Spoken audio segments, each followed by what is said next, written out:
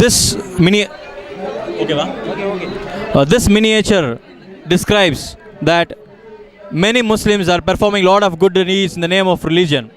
The reason primarily why this conference has been organized is to educate people that in spite of performing all these good deeds, it will cause a great devastation if you commit shirk.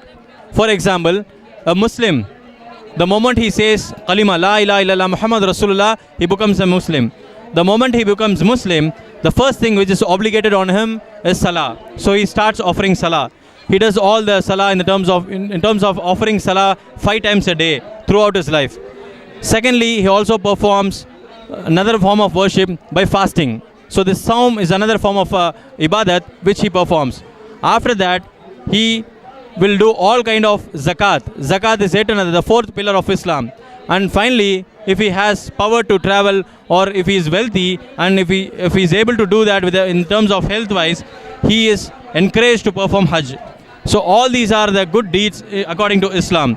He also goes by sacrificing animals. He does a lot of other good deeds by helping the poor, doing all good deeds. In spite of doing all the good deeds, if at all he commits shirk by either praying this Mawlid, or if he starts to sacrifice animals in the shrines and dargahs, the moment he does that, he commits shirk. The moment he commits shirk, all his good deeds.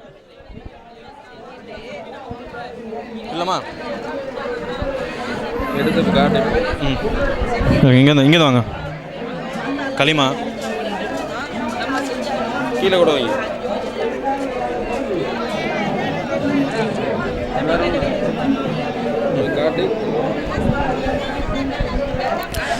The moment he commits the shirk, the kalima, what he said to become a Muslim, is lost. The moment he commits shirk, all good deeds, the primary being the salah, the way he offered 5 times salah, is been lost, and that is gone to bin. The moment he commits shirk, the hajj he performs in the name of religion just to satisfy Allah subhanahu wa ta'ala, that is again lost. The moment he commits shirk, the zakat, whatever he has paid out, is again lost. The moment he commits shirk,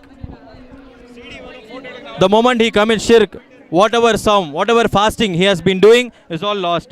The moment all his good deeds are lost, it will automatically push him to Jahannam. He'll never be able to enter the paradise what Allah subhanahu wa ta'ala created only for the Muslims.